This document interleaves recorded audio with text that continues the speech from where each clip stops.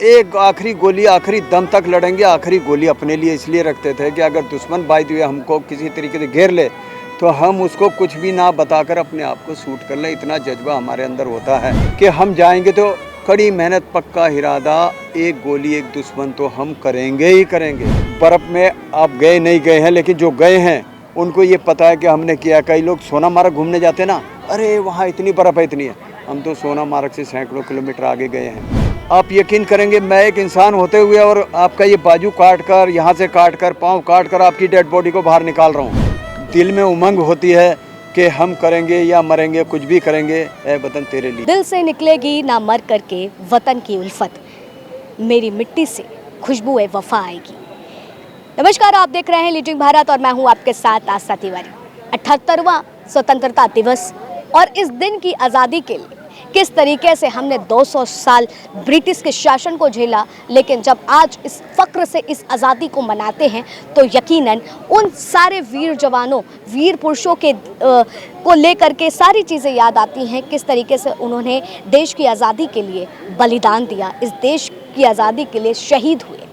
ये मिट्टी से मोहब्बत, इस मिट्टी से प्रेम और ये भारत माता के लहू को बचाने के खातिर, भारत माता को बचाने के खातिर किस तरीके से वीर जवान शहीद हो गए। और यकीनन जब 15 अगस्त की बात आती है, उस आज़ादी के जश्न की बात आती है, तो हम उन दिनों को कैसे भूल सकते हैं और उन सरहद पर खड़े रहने वाले 24 घंटे हमारी सुरक्षा करने वालों को कैसे न याद करें। और इसी पर ही चर्चा करने के लिए आज हम इंडिया गेट पर मौजूद हैं, जहां बात करेंगे रिटायर्ड मेजर से कि वो दौर क्या रहता था, वो दौर की कहानी क्या थी, उस दौर के किस्से क्या थे, उस दौर का इतिहास क्या था कि जब आप सरहद पर खड़े होते थे, सामने दुश्मन होता था और उस दुश्मन को मारने के लिए दिल में क्या जज्बा होता था और जहन में क्या रहता था। केवल भारत माता या और भी बातें, क्यों हिंदुस्तान से इतना प्रेम और हिंदुस्तान के लिए कुछ भी कर गुजरने की चाह, वाकई ये जज्बा एक सरहद पर खड़े सैनिक में क्यों होता है। इन तमाम चीज़ों को जानने के लिए चर्चा करेंगे और उनसे बात करते हैं। आइए, आज़ादी की जब बात होती है, यकीनन जहन में जोश और दिल में एक वो मोहब्बत और आंखों में आंसू आते हैं कि किस तरीके से, किन संघर्षों के साथ हमने इस देश को आज़ाद कराया था।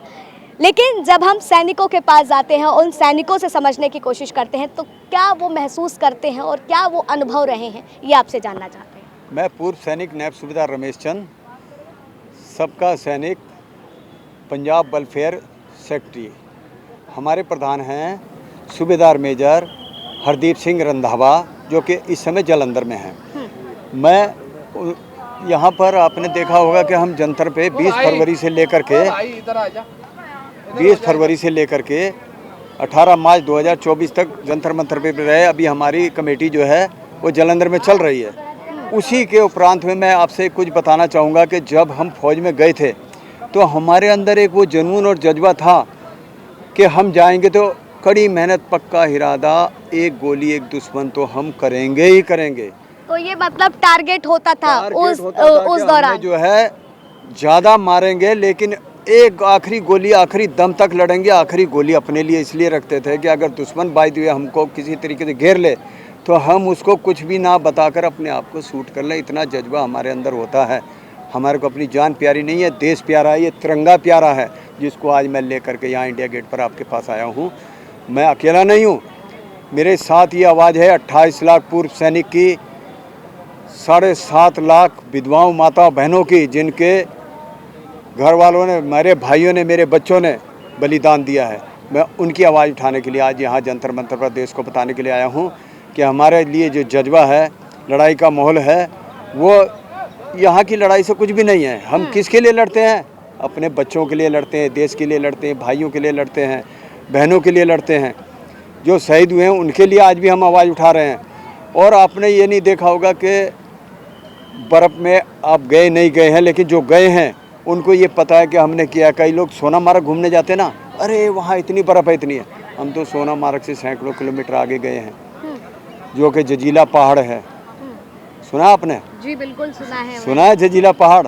वहाँ पर एक बार जो है 16 अक्टूबर 1986 में 900 गाड़ियाँ एक ही साथ दबी थी। तो हमारे अफसरों ने हमें टास्क दिया था और हमने वहाँ से उस उससे जो है लाशें निकाली थी। किस किस्म से निकाली थी? टूरिस्ट बसें जो थी उनकी बर्फ़ में ऐसे हाथ पैर जम गए। आप यकीन करेंगे, मैं एक इंसान होते हुए और आपका ये बाजू काट कर, यहाँ से काट कर, पाँव काट कर आपकी डेड बॉडी को बाहर निकाल रहा हूँ, तो क्या बीती होगी हमारे दिल पर? क्या वो मेरी बहन नहीं थी? मेरी बच्ची नहीं थी? वो टूरिस्ट घूमने के लिए गए थे, क्या हम उनको वहाँ फेंक देते? नहीं, हमने एक एक को निकाल करके वहाँ से लाए, अपने आप को रस्से में बांध कर लटक करके हमने उनको लाशों को निकाला है।